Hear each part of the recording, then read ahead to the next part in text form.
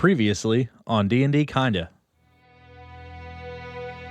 Benedict, your entire life has been from one enslavement to the next. You know this is not what you were meant for. This is your shot at freedom. It's your shot at a life that you never thought you would have. You run for what seems to be hours into the deep woods, and you stop. There's a river. You've never heard anything this peaceful. You take it all in as you slowly step into the water. Your mind slips to the dream that you can't forget. You awake on the shore in the sand to someone standing above you, a woman. Who are you? My name is Benedict. I'm an orphan.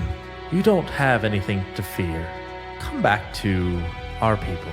Our leader is a kind leader, a man of his God. Tell him of what happened. Lokar will make this right. Hamilton, your mind is just racing over these dreams that you've been having. You sit there alone and you think. You hear something in the brush. You take off running right into the brush and you just dive. You come to a clearing and it's an open field. You look out in the middle of the field and there is a pedestal. You cautiously walk out towards the middle of this field. There's a light shining off the top of the pedestal, creating what seems to be an ambiance of something on the pedestal. And as he approaches the pedestal and looks atop, there's a symbol, and as he reaches out, the light on the pedestal transforms and opens into a skull beneath your hand. 9 droplets of blood raise from the light, and you are staring in the face, the sigil of the god of death, and all you remember is darkness.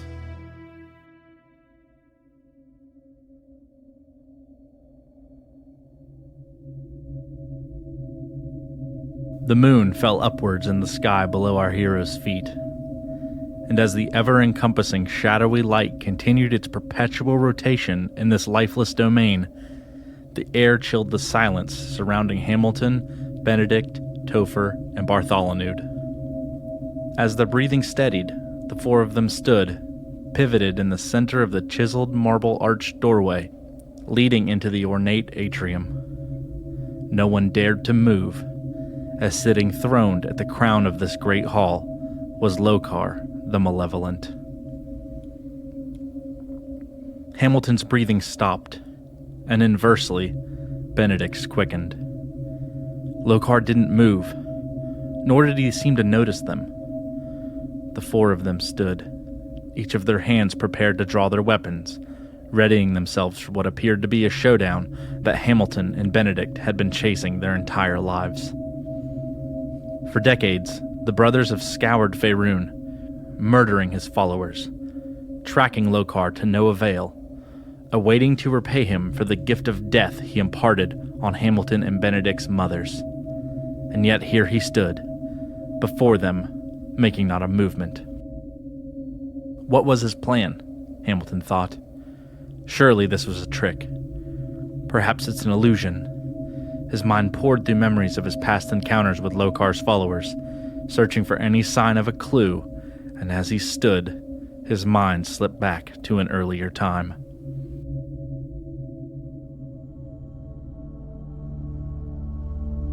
Hamilton, you wake up and there is a haze all around you. There's a blue and purple mist everywhere just surrounding you. You can't see anything other than this. And whenever you look around, you realize that you are not actually standing or laying on anything. You are actually just floating in this mist. And as you are coming to terms with this, there are 2 figures that appear in the mist. And you can't make out who they are or what they look like. They're just kind of figures that are just dark figures. They're silhouettes. And they begin to talk back and forth and to you, but one after the other. And what they're saying makes absolutely no sense. Sons, heed our warning. Our lives have been given for the sake of the world. The eternal damnation of your father. We are your mothers. I am Kareem, tricked by your father into birthing you. Its sole purpose is to be but an infant sacrifice, one of pure blood to his God, to be traded for the gift of immortality. We will save you both, but we know it will cost us our lives. We want to walk this world with our sons, and would do anything for you to live normal lives, free of this evil. Do not mourn our passing, or that of your father, for remember these two things. We love you both, and a sacrifice for the sake of love feels not like a sacrifice, but a gift. The other is this: your father, Lokar, is evil, but he is no fool. He tricked us, impregnated us, and bent us to his will for the sake of his own gain. If you had a chance to meet him, he would do the same to you. My only wish is that his word had not fooled us, and maybe we could be walking with you to this day. We love you, and may the light of God shine bright in your path in your many years to come. And this goes on for about 2 or 3 minutes, and you could tell with the voices that they care about you. And then you wake up. And this is the same dream that you have had over and over and over again for most of your life. You're laying in a field right next to this pedestal in which the skull with these droplets of blood came out of. And the pedestal just looks like a normal pedestal now. There's no glow on it. There's no symbol. There's nothing. There's no one around you. The individual that you chased into this woods is nowhere to be found. And you were out here in the middle of the night, and it's middle of the day now. So you don't have any idea how long you've been laying here. The scenery hasn't really changed at all, but you stop and you listen, and you can hear the lake in the background very faintly, but you can't hear anyone. The people that you were here with, gone. What do you do? So I'm just at the lake and everybody's gone? Yeah, so the way I kind of envision this is you kind of woke up here and you're kind of gaining your bearings. You realize that you've been asleep or unconscious, I should say, for quite some time. So you kind of run back down to where you know that the direction of the lake is, because that's where you were last night, and you get there and realize that everyone's gone. So Yeah, I guess try to look for maybe if they left some type of a sign to say where they were going or something. Okay, so go ahead and make a perception check. This is gonna be a 12. Okay, so when you look around and you're looking in the sand, you're looking for tracks as to where they might have gone, and you see footsteps, but they kind of go into the weeds, and there's no discernible direction as to where they went after that. But what you did notice is when you're down by the river and you look up into the sky, above the tree line, you see smoke, potentially a fire somewhere off in the distance. Potentially a fire? There potentially could have been a fire, some type of smoke. You don't know if it's a smoke signal, if it's magic, what it is that's causing the fire. But you see smoke rising over top the tree line, south of you, into the forest. All right, yeah. Let's go check out that ambiguous smoke that's maybe not a fire. All right, so you head into the forest, going in this direction, and your mind is just kind of poring over what took place last night. You remember the symbol on the pedestal with the skull and the 9 droplets of blood that flowed out of the pedestal and surrounded the skull. The circumstances of the event alarmed you and kind of scared you, but you were familiar enough to know what the symbol was, just not so that you were able to read the inscription that surrounded the symbol. So I do know that it's Baal? You know that it's an ancient god, because that's Okay, what you okay. pretty much studied Yeah. back in your days at the orphanage. but as you walk into the forest, you come up to the edge of the tree line, and the tree line is discernibly thicker once you're inside the forest, and you're trying to find out where the smoke is as you're looking, peering up through the trees and trying to gauge where you're headed. And the trees get a lot more dense, and whenever you come into the forest, you realize that there is a brick road that is going through the forest, and you actually make an insight check for me. 15. Okay, so what you know about this is you are in the high forest now. That's where the smoke's coming from. Yes, you're headed into the high forest, and the brick road that you see here, or stone road I should probably say, this is the Regal trading road that flows to the high forest. Because in the high forest, although lots of trade flows through here, it is under constant surveillance because it flows right through the domain of the most dangerous elven kingdom in all of Faerun. They are the High Elves. They are very skilled in both hand-to-hand combat and specifically ranged weaponry, and as well as magic. So, ingesting that knowledge and still going towards the smoke, how do you think that he would proceed through this area? Yeah, I mean, I'm still gonna go check it out. Like, okay, so you're just gonna follow the road, or are you gonna stay off the path, or? Does it I mean, seem it's like a trading road. Does it seem like the road is going towards the smoke? In the same general direction, but you're having a really hard time seeing the smoke now. Do I like okay, maybe I need to make a check for this or something, but if I were to not follow the path, would it be easier for me to get to the smoky place?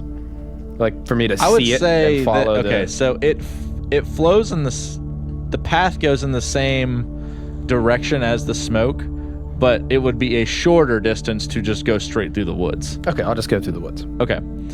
As you are approaching, or walking, I should say, parallel to the high road that you're familiar with, you are staying intentionally off the path.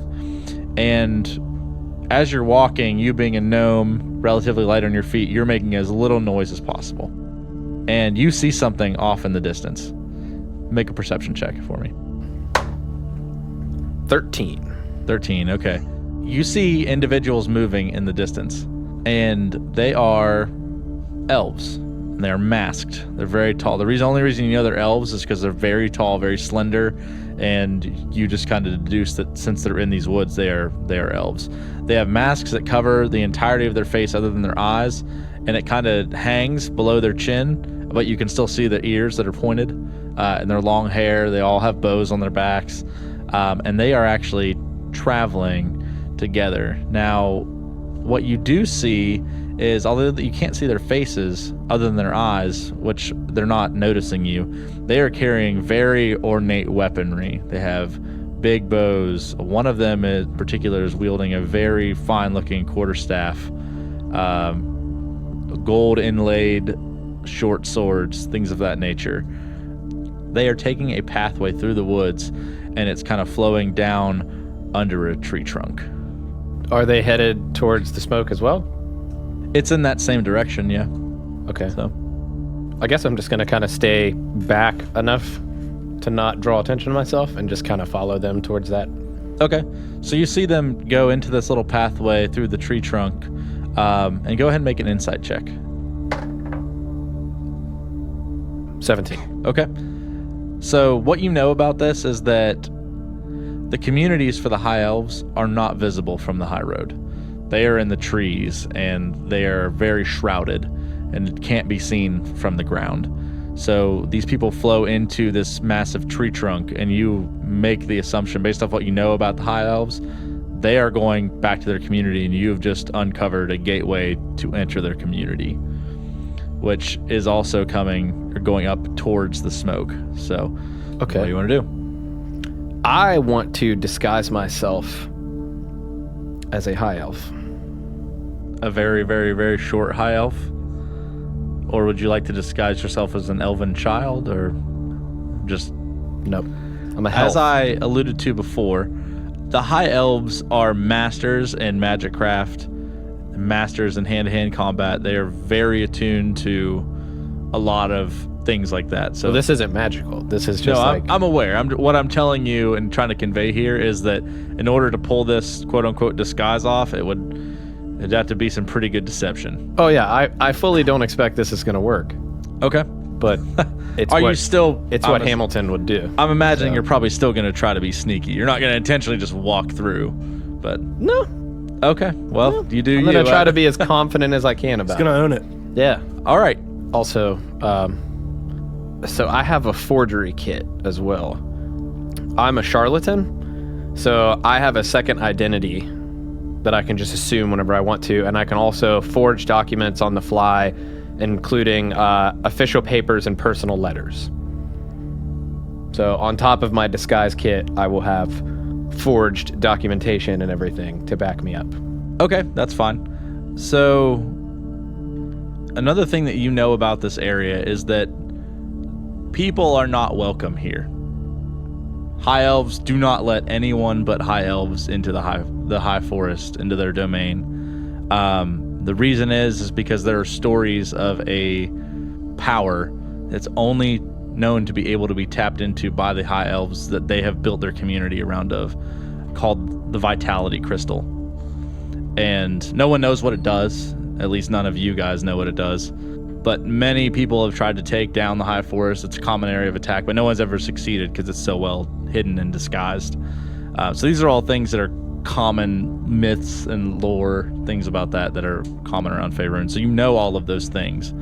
So heavily guarded, heavily watched, very crazy area. So What languages do high elves speak? they have Elvish Common, and I think they have a choice of another. I think between like So they 6 do speak languages. common. Yes. Yeah. Yes, they Okay. do. All right. All right. So you want to go ahead and go over? Yeah, so I am going to change my approach slightly because I don't know Elvish, and that's going to potentially cause issues.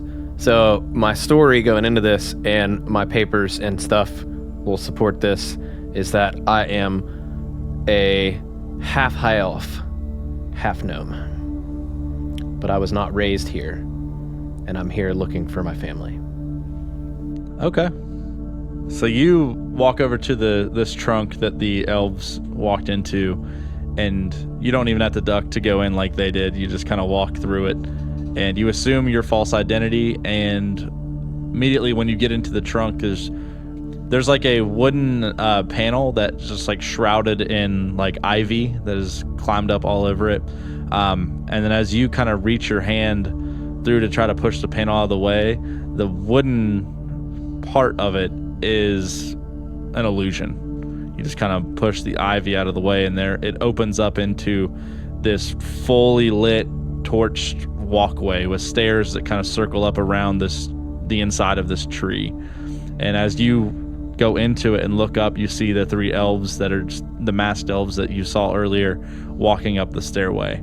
There are no guards, anything like that, so you just kind of slowly follow them up. Yeah. Okay, so as you climb all the way to the top of this, and this goes, I would say probably like 30 or 40, 50 feet up.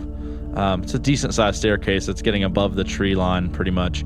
So as you come to the top, this opens up into this huge, just ornate, beautiful city. Let me say that I want to try to stay far back enough that they don't notice me, but I want to try to get as close as I can to them to kind of make it look like I'm coming in with them. Okay.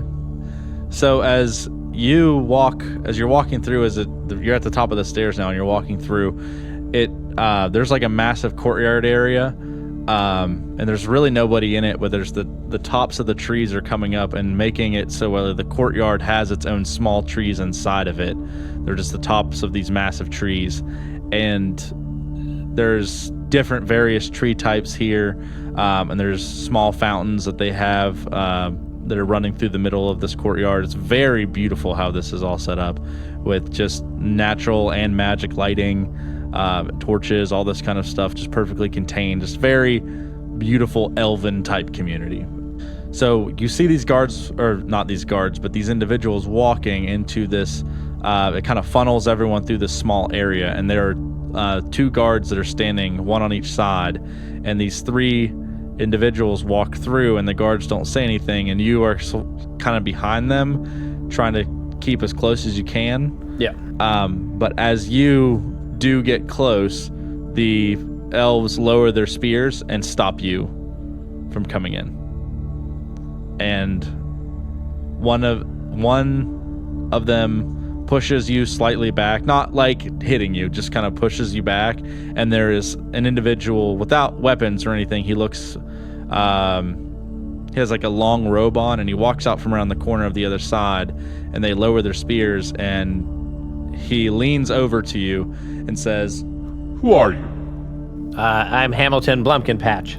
Why are you here, and how did you find this place?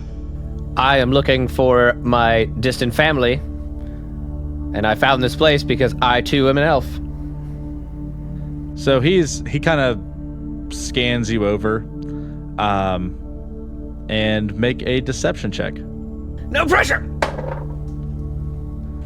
It's going to be a 10. Oh God, I actually gave this a relatively low victory too, like because you have the disguise kit, you have advantage on this. I will say that should at least be a given.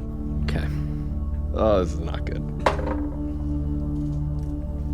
Nat 20. boys. Hey, all right, there we go. Nat fucking Just kidding. 20. I just grew 3 feet. I told you I am an elf. Look at me. A mushroom falls from the ceiling and hits you, and you're like, beep, beep, beep, beep, beep, beep. So, he gets down and he starts looking around you, and he like steps back and he's like, Who you here to see? I hand over my documentation. okay. So I'm assuming this is crafted where it has names and things of that nature. Yeah. and- So what I imagine is I don't have any of these names written down, obviously, Right. which is why I'm not just saying them. But I would probably forge what appear to be personal letters Okay. from made-up people that are in the city to like me or members of my family that are outside of the city. Okay. So he's pouring over this documentation, and he kind of looks back at you and he says, Guards, lower your weapons. and then he kind of turns his head around and points back towards one of the buildings, and there's a number of guards sitting at tables and things of that nature, and he points at one of them and kind of uses his hand to motion one of them over. And one of them comes over to you and he says, We have a guest here in the city. From the looks of it, he is a half elf, but with heritage from our kingdom. Please, and he looks back at you and he says, as I'm sure you can understand, you not being a high elf from here, but of origins, we must do our due diligence, and we will escort you where you need to go. We know you mean no harm, but we want to make sure that you get where you need to go, and we unfortunately can't leave you free just to wander about the city. I hope you understand. Yes, this makes sense. so he tells the guard, please escort him wherever he would like to go. You have unrestricted access to the city, minus the king's court, obviously. Sure, yeah. What you would perceive to be quote unquote unrestricted access to the city. And he says, be on your way. Sweet. So as he gives you permission to explore the city as you need, there is an elf that runs by you and just like knocks into you, and he kind of turns around and like waves his hands like he's sorry, and he just keeps taking off running. And directly ahead of you there is a large courtyard with a number of elves in it, and as he gets to this crowd, he starts waving his hands, and he says, my lords, my and he just kind of like he pulls he has his weapons out and he puts them back, and he starts to talk, and you can't really hear exactly what he's saying from there because he was yelling, my lords. So what do you want to do? I want to walk over there, and as I'm walking over there, I want to ask the guard that is escorting me, where is the nearest establishment that I could get a strong beverage? So as you guys are walking towards that, I mean, you ask that question, and then it opens up into the courtyard, and you realize that there are tons of them around. Like there are bars and stores and that all kinds of things in the Elven. Are there any bars that we could go to that I could hear that dude talking? All of them are inside. So no. They're where you're at. You kind of actually, as you walk into this courtyard, you get the idea that all these people are there because they're having some type of large discussion, and it was just interrupted by this individual. There are various people standing outside with drinks and whatnot, but it's like a town meeting, something of relative importance. So I want to take out, I don't even know what drinks cost here. I guess enough money that I should be able to buy 2 drinks and leave a pretty generous, very generous amount over. And I want to hand it to the guard and tell him, why don't you get me a drink and get one for yourself while you're in there?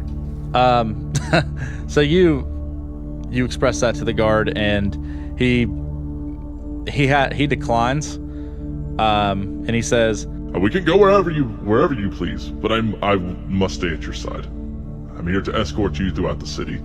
So now, as you're having this conversation, you hear this elf has fallen to his knees and hung up his weapons, and you notice that he stands out from the crowd. He's wearing a little bit different, more ornate armor than the other guards and things that are laying around. So either he's of more importance, or he's just a different unit or brigade or some other type of military. And he seems a little arrogant, a little incompetent, or not incompetent, but confident in the way that he carries himself. He has a very large bow on his back and a short sword, much like a lot of the other individuals do. And he runs up and he starts saying, in the borders of the high forest, the lands are burning. We are under attack. So as he's saying this, I want to climb up the armor of the guard that's escorting me. Okay. And get up onto his shoulder to get a better look. Okay. So you start to grab at this individual, trying to get up on him, and he just kind of looks at you and doesn't like what are you doing kind of a look. What do you say? Don't worry, I do this all the time. All right. Okay, so he kind of grabs you and lifts you up, and you're sitting on his shoulder watching this, or maybe perched like a monkey or something, on his shoulder. And the leaders have stood up and they're like, what do you mean? And he goes on to tell them about how when he was out, there were two other people in his brigade that were shot with arrows and killed. And the size of the force attacking the high forest was unlike any they had ever seen. Just other elves and orcs and humans and just dwarves, every race just attacking. So you see the highest of the high elves, the kings, or what you perceive to be the leadership of this area, begin to discuss between themselves. And as they're doing that, you see the generals walking down, and they begin to amass their troops. What you know, like I said earlier about the high forest, is that high forest has never been taken. It is one of the most secure, powerful, protected domains in all of Faerun. So this individual that was there, again, he's still masked and everything. He says, "This is a force of the size we have never seen. We will lose this battle." And whenever he says that, the leader stands up and says, We have never lost a war. This is the most protected domain in all of the lands. What proof do you have? Or they might not even be able to find us. and this elf fires back and says, "They have no intention of finding us. They will burn us out if they have to. They are burning the high forest." And they begin to discuss amongst themselves, and it's been a few minutes now, and this individual is just pacing back and forth while all these people are just massing around, and you see various brigades of troops begin to march out towards different areas of the city. And you're watching this individual that's in the courtyard, and he's pacing back and forth, and he's just pensively thinking and studying and trying to figure out exactly what to do. And he turns around and says, just like he has an epiphany, "My lords, let us leverage the power of the greatest advantage that we have. Surely, for all of the minds and sages of our great people, we can find a way to use the power that we have. Use the vitality crystal for not just to prolong our lives, but to save us. What? Can we not find a way?" And the high elves stop and they look at him and they tell him, This is a gross misuse of our power. You want to use the vitality crystal for purposes other than just good? Purposes of destruction? and this individual fires back and says, "For the purpose of prolonging the lives of our people, we will die if we do not do this. There has to be a way. I give us till the end of the day, and if we do nothing, even if we fight, we will be decimated." And the crowd is just silent and scared. And this individual is just waiting for his response as these high elves are just deliberating back and forth. Do you do anything? So you said there were people around who had, they have drinks, they're standing outside of these bars, whatever. Yeah, well, at this point, everyone is just standing and staring and watching. They don't have any idea. What is anybody relatively close to me that has a drink? I mean, sure, yeah. Okay. I want to get one of somebody's attention and just hand them twice what it costs to buy a drink and just not even say anything, just motion for them to give me their drink. Okay. So once I get my drink, I let the guard that I'm sitting on know, please take me to that man that was just speaking. Sorry, elf. Okay. So, yeah, at this point, he's just standing there by himself, kind of pacing back and forth as the leaders are kind of deliberating as to what to do. And you walk up to him, and he doesn't really notice you. He's just he's very upset, he's freaking out. So, I just kind of clear my throat, just. And he just kind of shoots you a glance and you can only see his eyes. Yeah. And he kind of turns his head back. So. Excuse me, sir. And he looks at you again. So first of all, the word decimated actually means that 10% of something would be lost or destroyed. So I don't know that it's an appropriate word to use for this situation, but something happened to me that was quite strange on the road to this city, and I think it might be of importance to you, if not directly related to the situation that we find ourselves in. Speak! What is it? Yes, of course, yes. So I found a altar of sorts, and I'm not sure if I was hallucinating, but I saw the image. I've seen it before. I believe it's related to some old god of sorts. It was a giant skull with blood around it. So you can only see this individual's eyes, and they, he knows exactly what you're talking about. But as soon as he hears you say this, he knows exactly what you're saying, but it's almost as if he doesn't. It's very important, but it is entirely unrelated to the current situation. And he says, "And how do you propose that we use this to our advantage? What does this mean? Why? How is this something we could use in this situation?" You say that other elves, orcs, various races are all attacking the High Forest, yes? There's many legends and myths of the magics that my people have, and most of them are true, but there is no use of it for them. It would not help them.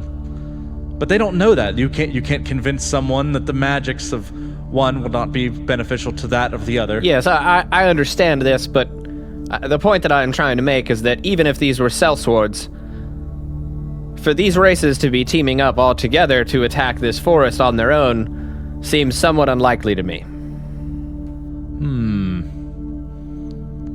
Great gesture. But nonetheless, they have already began their attack. The motives for their attack are meaningless at this point. It'll have to be an afterthought. We must stop this from happening. And the only way that you think that this could possibly happen is by using this Vitality Stone? I don't know what the Vitality Stone could do to help, but we have the greatest minds in all of the kingdoms. Here, surely we can use the magics to help. You seem to know what it is that I saw on the road. If what I saw is what is attacking you, do you think that your stone could stop it? I do not know. That is magic beyond what anything any one race would be able to contain. Well, I don't know much about these lords, but generally speaking, men in power are too slow to react to things. And if we rely on their judgment to save this place, everyone here will probably die. So as you say those words, you hear the leader that is above everyone else up on the balcony says, We will fight! We will die defending our lands! Everyone, to your stations! Every able-bodied elf, man, and woman will fight! So, and as he says this, everyone just starts to disperse. The beers are dropped, weapons are grabbed, everyone is just rushing in all directions to all corners and sides of the kingdom, with mass majority of the individuals headed towards the direction the attack is coming from. Yes, guard. I know that you were told that I had to be escorted through the city, but it seems pertinent that you probably defend this city, and I'm sure that this gentleman right here would have no problem escorting me around and making sure that I don't do anything that I shouldn't be. So the guard looks at this individual and says, Deputy, is that okay? Will you take over guard of this young one? He's a guest in the city, but he just must be escorted. And this individual says, yes, of course. And he runs off to his post. And this individual that you were speaking to, you can tell he's just upset. He just does not think this is the way to go. And whenever this realization that this is what's going to happen kind of pours over his face, he looks back at you kind of slowly and says, we could work together to get the Vitality Crystal. We were all going to die anyway. Why not at least attempt to save this kingdom? So I will tell you, as much as I love death and battle and wars, I also am very interested in this stone and the magic that you speak of. What do you suggest that we do? I have never laid hands on this stone in my life. I know nothing of it other than this is what grants the high elves their everlasting life. That's the reason the trees in this area are much higher. The plant life and animal life in this area is much more dense. It just imbues life into all there is. But there must be a way to tap into its power. But without laying hands on this crystal, I've no way of knowing. How hard is it to get to this crystal? He kind of looks around and he points up to the balcony where the highest of high elves were, and says, I've never seen it in person, but it is at the center of our city. If there would ever be a time where we would be able to access it, it would be now, when it would be unguarded. Well, I know nothing of this city, but I suppose you can lead the way. Okay, so and he does. He doesn't waste any time. he runs back behind one of the buildings, and he's not going to just walk up there because it's guarded. And there is, on the back of this building, it is a tree that just kind of wraps up around the side of another tree, and it creates a small pathway that would just be very difficult to traverse. But as he's running away, I want to yell after him and say, wait, just 1 second, actually.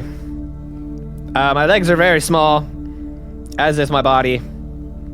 I don't suppose that you could maybe help me. He grabs you and pulls you up, and then it says, "For a half elf, you seem to have gotten all the terrible genes." And then he begins to climb. So this is, it probably takes 2 or 3 minutes for him to climb this. It's very, very steep climb, and he's jumping from side to side, and the weight of your body is swinging him when he jumps and grabs something else, to where you are having a very tough time hanging on. But luckily it's not too far, so when he gets to the top, he kind of swings around and grabs you as you're about to fall and pulls you up onto the balcony. And right where he jumps up on the balcony, there is a guard that his back is facing you all, and there's a door behind him. So when we see this guard standing there, I reach out and grab a hold of his cloak, tunic, whatever it is that I can, and kind of pull him back. Okay. And just kind of put a finger over my mouth. And so I take out my spell book and I flip to the page with Charm Person on it. And I just kind of hold it up and show him. And I kind of motion to him, that that's my plan. That I'm gonna charm this guard, and I'm gonna make him leave us. And I, kind of prepare to cast the spell. Us high elves cannot be charmed. Magic does not affect us in this way with this particular spell. It will not work. So I have the feature Awakened Mind, and I can telepathically speak to any creature if it understands one language and is within 30 feet of me. All right. So I speak into this guard's mind. So basically, I'm just speaking to him and saying, "Did I overfeed the fire this morning? It could have spilled out by now, and if it did, my house would certainly be on fire, and there's smoke, and everybody's in a panic." Okay, I like this. I'm more than willing to roll for this. Okay, I was gonna say, since you use charisma as your magic base, I'm gonna have you make a charisma check. Okay. 14. Okay. So you're watching this individual as you're kind of speaking to him, and you see him he's standing very firmly with his spear by his side, standing just very firmly, and then you see him look to his side and then put his head back, and you see him walk slightly around the corner. You can still kind of see him, but he walks just because the building is a circular building. Mm-hmm. So he kind of walks closer to being out of sight, and you hear him say, I must go home. Do you mind covering my post? And you see another individual kind of move over, not where he was, but kind of in between where the other individual was, just to watch the whole area in general. And the guard leaves. Fuck. So I still have to deal with this other guard. So the other guard isn't right next to the door. He's up a little ways from where you guys are. So if you guys were to tuck back towards the door, you might be able to make it in. So I motion to the deputy, and I kind of ask him to lean down to me. And I whisper in his ear, and I ask him, first of all, what exactly is your name? My name is Christian. Nice to meet you, Christian. I am Hamilton Blumkenpatch. Nice to meet you as well. Now, we are going to sneak through that door right there. I need you to move quickly and quietly and not be startled. I'm going to create a distraction when we open the door. He just kind of nods in agreement and then readies himself. So, as he creeps forward towards the door, when he reaches towards the door, I imagine maybe he looks to me or something. Yeah. And I kind of nod, and I cast Create Bonfire on the far side of the room. Okay. Like across the courtyard, I guess? Yeah. Okay. To where the guard can see it. He's going to see this bonfire burst into flames in this open courtyard. All right. So as the door opens, as it's like, it comes on, there's a boom, and this bonfire lights up, and the guard's eyes are like turning towards you guys, and it like he catches the sight of the bonfire, and he like readies his stance, and he kind of walks down the stairs. There are other guards dispersed that are already like tuned in and rushing that direction, but he's still like watching what's going on. And when that happens, the door like creaks open, and you guys slip inside. Sweet.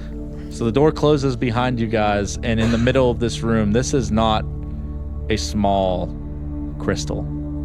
This is a huge, beautiful, glowing purple rock in the center of this room, probably 6 to 7 foot tall, 3 or 4 foot wide, just floating in the middle of this very ornate metal ring that is just hovering around it. And Christian is watching this crystal, and he's dumbfounded. He's never seen it before. This is the one thing that is the hub and creation of life for the High Elves, and he's just staring at it, and he has no idea what to do. So I want to put my hand on the side of his leg. Listen, Christian, I understand that this relic means a lot to you, and I want you to take a moment and appreciate it, but we need to move quickly. I don't know what to do. I have no clue. I guess I will try to channel its power. I know nothing of this, and if this is the only thing that can save our city, then I will try. I can tell that you are a great warrior, but are you attuned to magic? Very, very lightly. So at that point, I think Hamilton lets out a sort of annoyed sigh and removes his disguise. All right. Listen, Christian, I need to come clean about something here. I am not a half-elf. I am just a gnome. And I don't have family in this city. I was honestly just curious. And I snuck my way in, and it seems like I picked a bad time to do so. But I am highly attuned to magic. I am in fact a warlock. If you would like, I will attempt to see if I can do something with this. So he kind of looks down at you, and you've completely changed. Like, you are not this. Your voice is the same. So he kind of, it's the world of magic. Like, right. While he's deeply surprised, he also isn't shocked, I guess you could say. And he says, for a split second he thinks that, and he's right back to thinking about the greater good of his people. And he says, "Of course. What can we do? I keep in mind this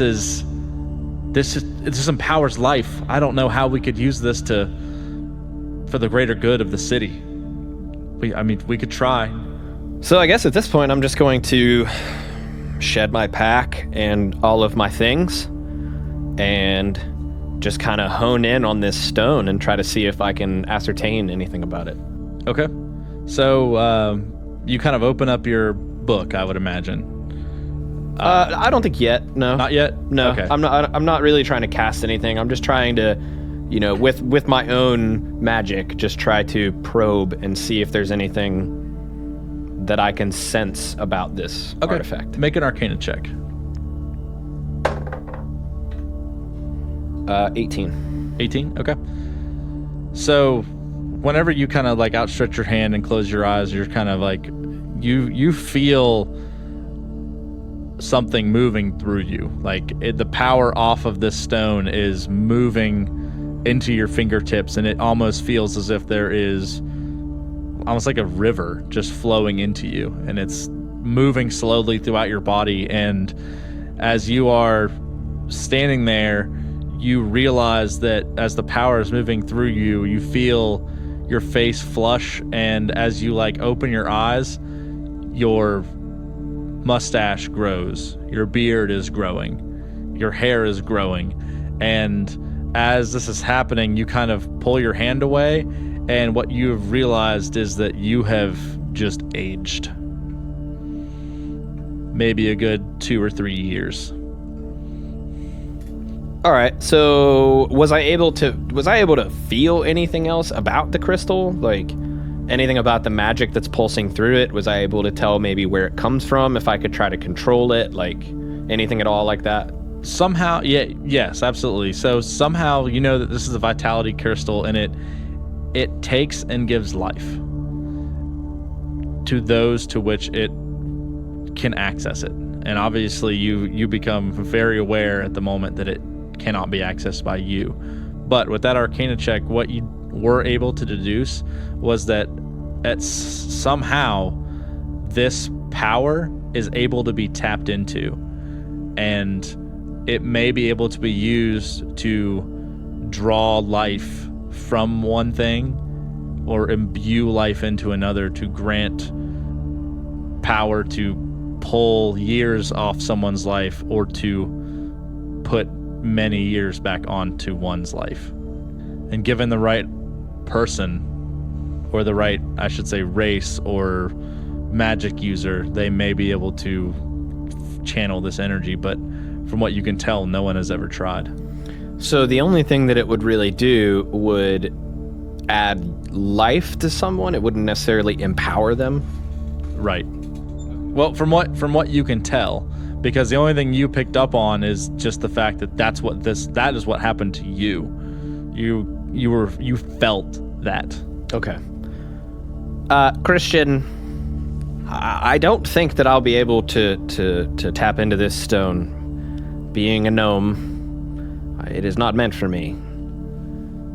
I suggest that you try, and if that doesn't work, I have another idea. So, Christian has been watching this entire time, and you tell him that, and just a look of just disappointment just flows over his face. And he kind of turns his head, and you can hear outside the guards marching and whatnot, and he says, "We're as good as dead anyway." And he turns around and just plants both of his hands onto the side of the crystal and starts to pull it towards him. And it's just kind of floating there, so it leans, and he takes out a dagger and just stabs right in the side of it, and there the room starts to shake. And when he stabs this, you fly backwards, and he is still in place, and he's just hanging on to this. And then you start to see the metal ring around this crystal start to rust and crumble. The house and structure around this place, things are being blown off of it, and it is rotting because it's a wooden structure, and it begins to rot and crumble and mold and just fall away. And then the structure beneath it, you and Christian both begin to crumble and fall away. And he is hanging on to this crystal, and then there is a light that shoots out, and everything just shoots out from around you, including the floor, and the crystal falls. You fall, Christian falls into the courtyard, and the crystal explodes on the ground. And there is just silence as everything around you guys just begins to deteriorate. Everything. You are laying there. As you start to stand up, the ground beneath you is falling away. You can literally see down into the forest, and you are probably going to fall if you don't start to move. So can I see Christian? Yeah, so you actually see, what you do see is that he is actually leaping down from various branches that are left, and he's running down towards you. And what you do see in his hand, he has his knife, and there he has a small shard of this purple crystal in his hand. And as he's running down towards you, you see him reach onto his neck and he pulls out a pendant and he slides a piece of the crystal like into a holding spot on his pendant and drops it, tucks it back as he's running down towards you. So I'm going to run towards him. Okay, so as you run towards him, he grabs you and then jumps onto a solid spot in the courtyard and he takes off running. And as you turn around and you see people screaming and falling as the things are just deteriorating around you guys. And as you round the corner, there's the high elf king and a massive brigade of soldiers. And as you turn around, Christian just kind of stops and you stop. And as he walks around the corner and sees what's happening, he sees the busted crystal off in the distance and just says, What have you done?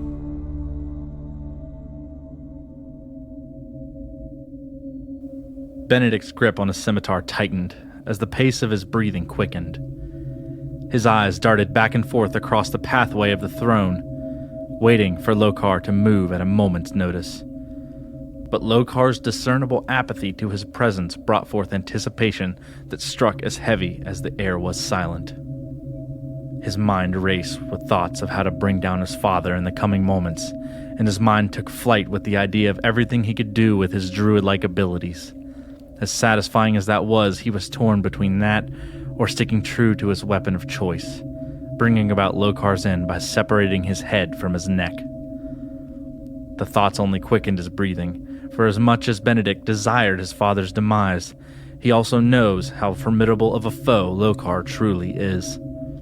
Everything Benedict knew of his father was learned through spilling the blood of his followers, and as Benedict remembered the trails of blood left in his wake, the realization struck that he knew very little of his father's power. Would he be able to defeat him? Would Hamilton and himself have justice for their mother's deaths? For he knew of the powerful spell his mother sacrificed their lives to impart on Lokar, but for now even their efforts seemed to have been in vain. The grip on his scimitar tightened, and Benedict's mind was filled with the memories of his earlier encounters with Lokar.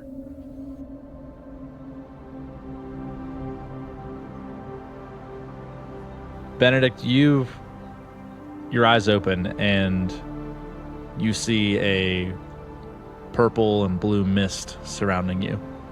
And as you look around, you realize that you're not standing or sitting, you are just kind of floating in this mist. And as you look around and the various lights, different shades and colors are just moving, it's almost like you're drifting through space, and you see the silhouette of two individuals standing there, and they begin to speak to you in just you don't understand any of it. One talks, the other talks, and one back and forth between the others, and it makes no sense to you whatsoever. Sons, heed our warning. Our lives have been given for the sake of the world. The eternal damnation of your father. We are your mothers. I, sister, tricked by your father into birthing you, and your sole purpose was to be but an infant sacrifice, one of pure blood to his God, betrayed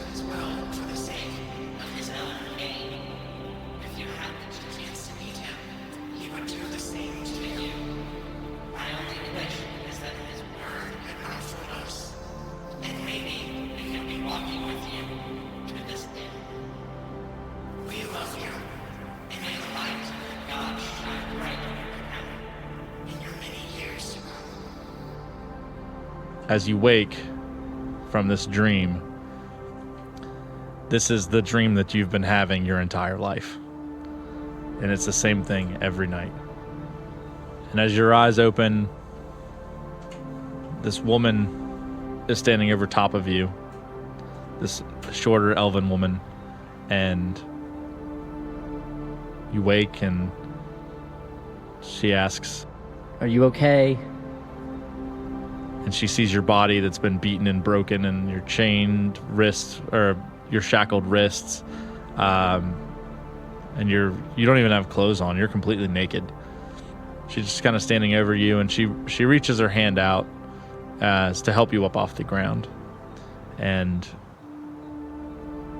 like we said before, she tells you that her leader will show kindness to you and will help you bring justice to those who have done this to you, and that Lokar would make things right for you. And she starts to walk and turns around and directs, kind of pulls her arm towards you as she pulls a cloth out of her pack and throws it to you, and it's long enough for you to, like a blanket, for you to kind of cover yourselves as you're walking through the wilderness. And she extends her hands and kind of pulls you to follow her. I do it. Do it? All right. So as you're walking, your body is relaxed. This is the first time, you don't know how long you were unconscious for, but that was the first time you had slept well and forever. You didn't have a care whether you would live or die. Yeah, and I feel like I was, at this point, like I'm just confused and about being relaxed, because like nobody has ever shown me like kindness like this. I've always just been like trained. Yeah, and absolutely. Fought my friends and shit. Yeah, and that was another point. I had put down here, your body was relaxed, but your mind is nervous. Yeah. Like it's your comfort zone mentally was battle and being controlled, I guess, in a sense. The bruises and your scars of your body are just pulsating in pain, but the rush of freedom that you have is just all that seems to be what's on your mind. As you guys have spent probably an hour or so walking through the wilderness, and as you go, she leads you down a pathway where there are two trees that spiral around one another, and they create an arch with a solid door. And as you're standing there watching her, she reaches into her shirt and she pulls out a pendant, and the pendant is gold. It's a circle, and it has gold around it, and on it there is a sigil containing the silhouette of a man with a lightning bolt running down the middle of it. And she holds it up and speaks a word in a language that you don't know. Yeah. In that solid door, there's a crack in the solid slate that materializes, and she walks through, inviting you to follow. I'm gonna follow her. Okay. So whenever you go through this kind of just opens up to an entirely new area. It's still a wooded area, but you can tell it's kind of closed off and well defended, or at least well hidden. And as you go in here, there's just, you weren't expecting what you see, because you're following this very fair-faced lady who's very kind to you, tells you and invites you into this place that is essentially to seek redemption and to seek justice, and offers you peace, essentially. And as you walk in, the people that you see here, just unfriendly faces, just thieves and charlatans and just murderers and rapists and just the worst kind of people. Yeah.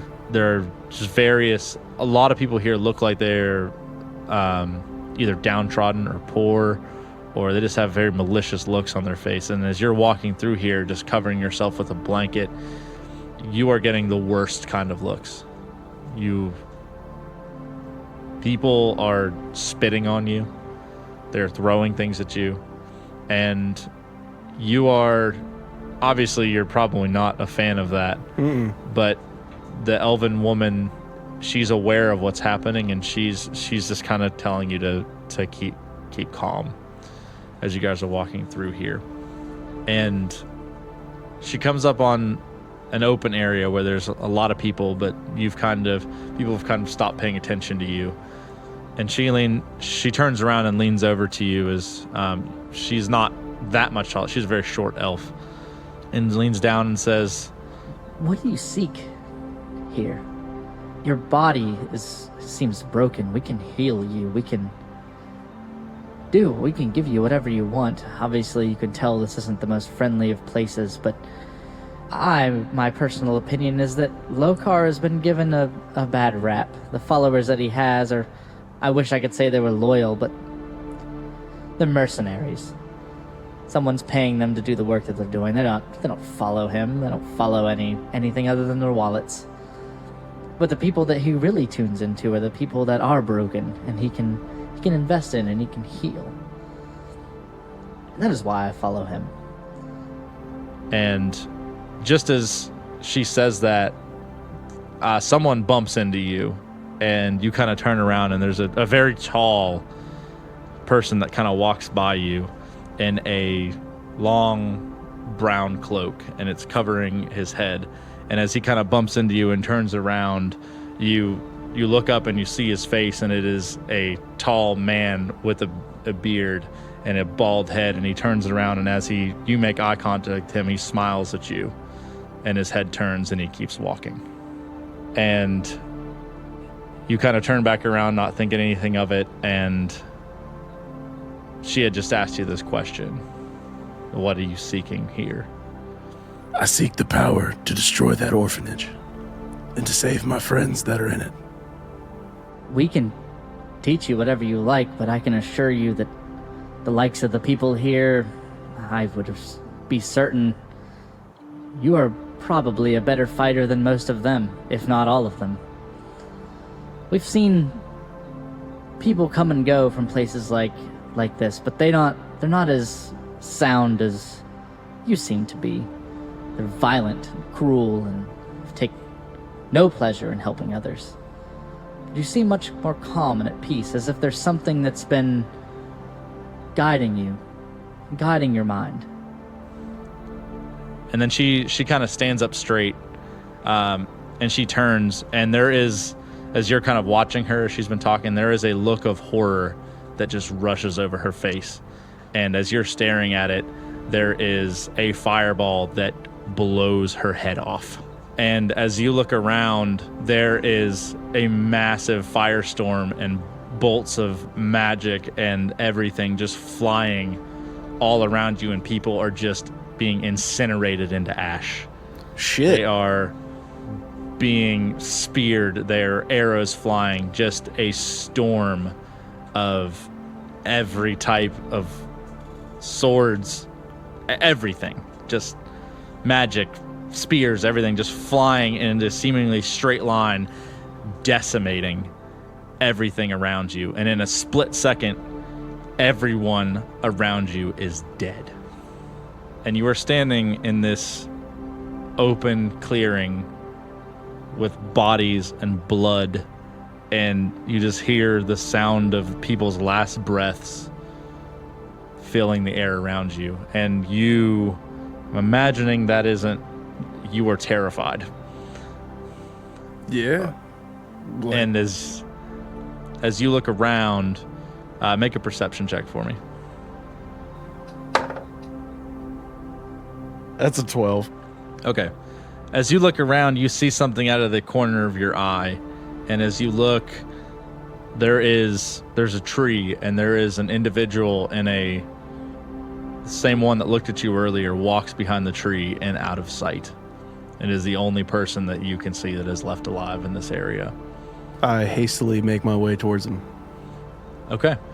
So you are sprinting through this area, and there are dead bodies surrounding you, and you are... I also want to, I know there's weapons on the ground, and I want to grab, a weapon as I'm running towards this person. Okay. So, as you're bolting that way, you lean down and you reach over and you pick up the first weapon off the ground that you can find, and it's a scimitar. Hell yeah, I was wanting it to be that. And you take off running through there, and as you approach this tree that this individual turned around, you walk around the side of this tree, And as soon as you get to the other side, there is a purple portal. And as soon as you see it, it is gone. Disappears. And there's nobody around you. So I guess I want to scavenge some of these bodies for like money, like supplies. Maybe they're mercenaries. They're all obviously getting paid. So with all these Absolutely. dead bodies, I could probably find a good bit of gold to like get myself some food, clothes and shit. All right. So as you are moving through these bodies, I don't even want Matt to make you do like an investigation check or anything like that, just because, I mean, they're dead. I mean, you have they're free dead as reign fuck, just to move through this equipment. So you find a hefty amount of gold pieces, even some platinum pieces. Just very wealthy. You're very wealthy because of all the money you're able to find. You find a small crossbow, and just you outfit yourself in enough armor that you feel comfortable with, clothes and everything, more than you've ever had in your entire life. I mean, you've never even seen this much gold. And so now that you are fully equipped, you just go to leave, or? Yeah, I'm gonna leave. I don't really have any sense of direction, just because like I've been in that orphanage my whole life. This lady that just picked me up, I was hoping that she was gonna direct me somewhere, and I would be led to something better than what I've been. But she apparently doesn't have a head, and neither does anybody else in this place. So yeah, I'm gonna leave. Okay, so you have your scimitar in hand, and you are walking towards the exit, or the entrance that you came in, and the scimitar that you're holding is covered in blood, and your armor also is covered in blood because you salvaged it off of a body, and you are, I mean, you just look battle worn, just because, I mean, these people were, you know, mercenaries, and they didn't have money to fix their armor all the time, and you just look rough. And you're walking through the middle of this courtyard full of dead bodies, and as you're approaching the door swings open, and there is a tall orc that is walking into the courtyard. And as he looks up and just sees the carnage all around, he sees you standing in the middle, holding a scimitar. Yeah, covered in blood. And as he does, immediately he just starts to glare at you and looks around, and it looks like he becomes a bit panicked. And then you see him fall to the ground, and he transforms into a bear. Roll initiative. It's going to be an 18. That's good, because I rolled a 6. All right. So this individual comes down in the courtyard as a bear and just starts to charge you. Yeah. And as he gets close, as you're first in the initiative order, what do you want to do? As he's charging me, I kind of just want to like jump straight up in the air and like do a flip. And as I'm in the air, I cast my flame blade. Okay. And then I want to, while I'm in the air, while he's like going under me, I want to like slice down with my scimitar, and my bonus action will be my flame blade as well. Okay. Give me I would say an acrobatics check, not necessarily an athletics check. Okay.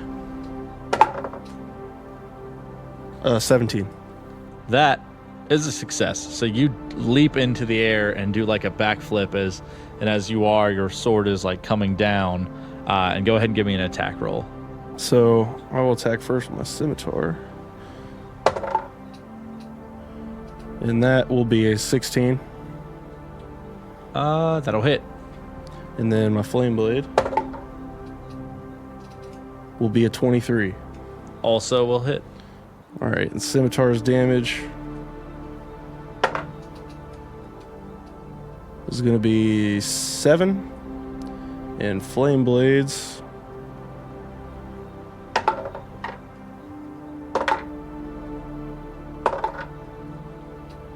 is going to be 15. Wow.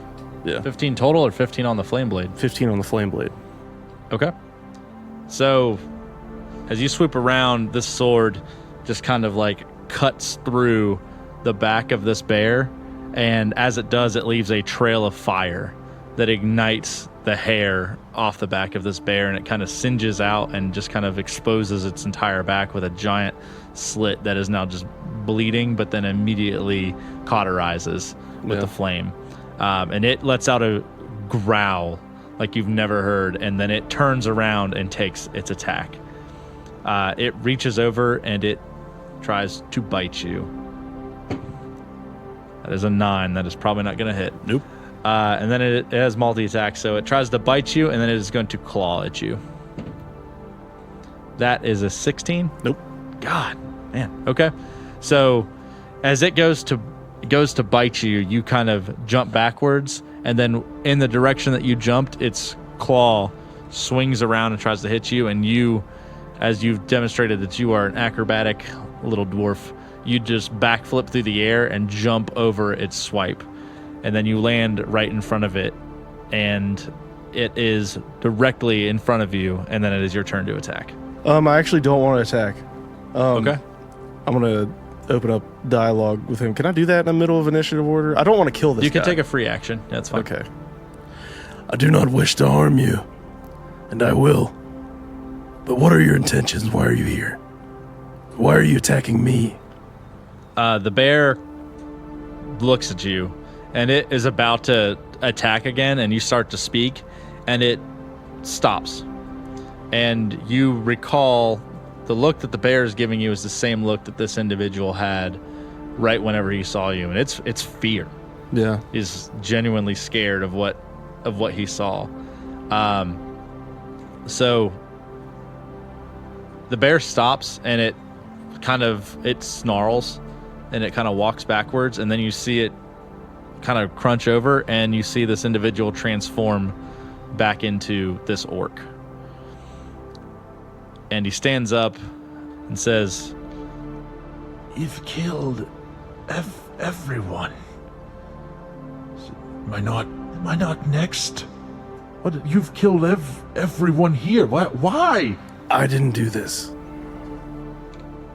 and as you say that, he's taking the time to ingest what he's seeing. He's seeing the exploded heads of individuals. He's seeing burnt bodies. He's seeing these spears pushed further into bodies than potentially possible by someone of your size, and just coming to the realization that you couldn't have done this alone.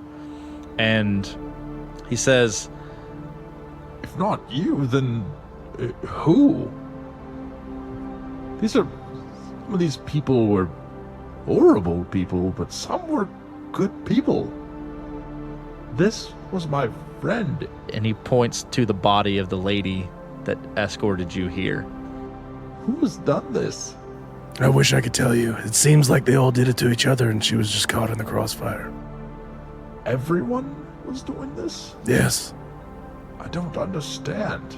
I don't either, but I just went and salvaged what I could. I came here with nothing. Okay, so he's a little skeptical, obviously. Yeah. He doesn't believe that you did this alone, and that makes, as he's looking around, that obviously makes a ton of sense to him that you couldn't have taken all these people at once. As he's looking around and seeing every sword, every attack, everything, every magic hit, it all came from the same direction. It was almost like all of this came from one area straight through and killed everyone. All the bodies are laying in the exact same direction. So I tell him that. I tell him that there was one man left through all this carnage, and that he went behind that tree over there into a portal, and when I went to chase him, it closed. A purple portal, you say? That's odd. The man that you saw, what did he look like? He was tall, bald. He was wearing a brown robe. He had a long beard. Goatee, I think, actually. Yeah. And you see this individual start to just pour over and over. And he looks very confused and anxious. very anxious. And then he looks at you and says, This matches the description of our leader, Lokar. Did you make eye contact with this man? I did. Why would he do this? Murdered my friends, my family. I'm not sure. he asks a lot of questions like this, and it's more rhetorical. Like, he's just trying to come to terms with what has happened, and he can't digest it, and he starts to cry. And as he does, as he's sitting there in like this fetal position almost on the ground, kind of as he's going over the body of the people that are close to him, various parts of his body start to like transform. Like his arm like will transform into a wing, and his foot will like transform into like a snake, and he's just having a lot of trouble controlling the things about him. And then as you're seeing this, it's very, and this is pretty freaky for you. I mean, obviously you knew like druids and stuff exist, but this not of anything of that magnitude. It's always very small. Yeah. So he turns to you and says, Everything that I have was just taken from me. Everything. My family and friends have lived here. And the person that gave that to me just takes it all away. I'll need to verify, but I cannot risk pursuing him if he wants me dead. I don't know what to do. I'm sorry. I cannot help you. I want to slap him in the face really hard. Just like get him, just let him know to like fucking man up. We got to do something. We got to get the fuck out of here.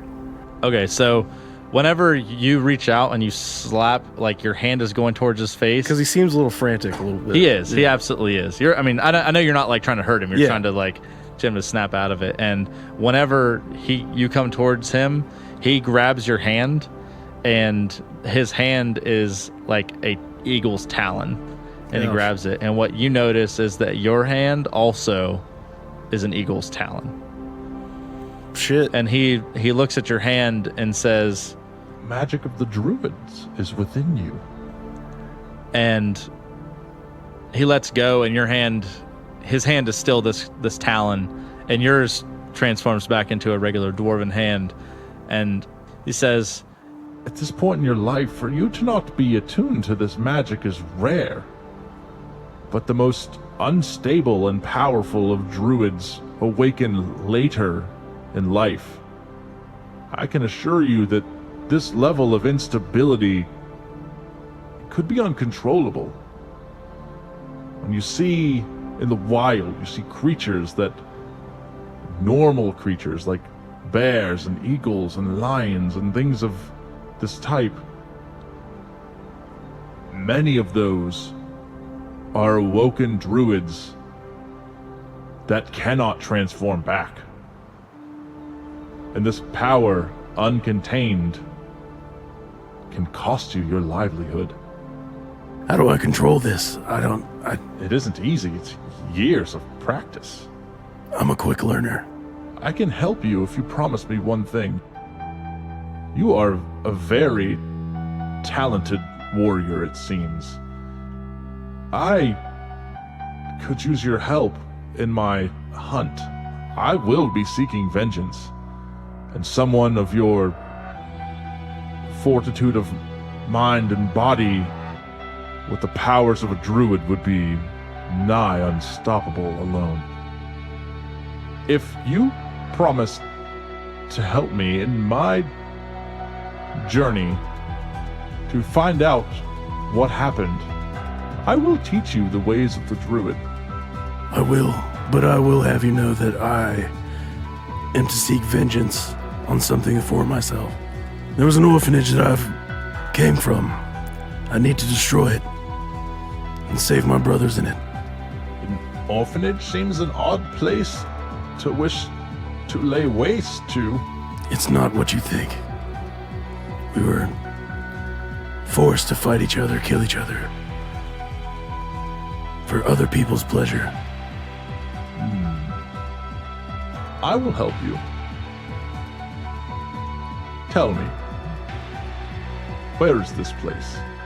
And then in front of you, he transforms back into a bear and invites you to climb on his back. I do it. And together, you both leave through the door.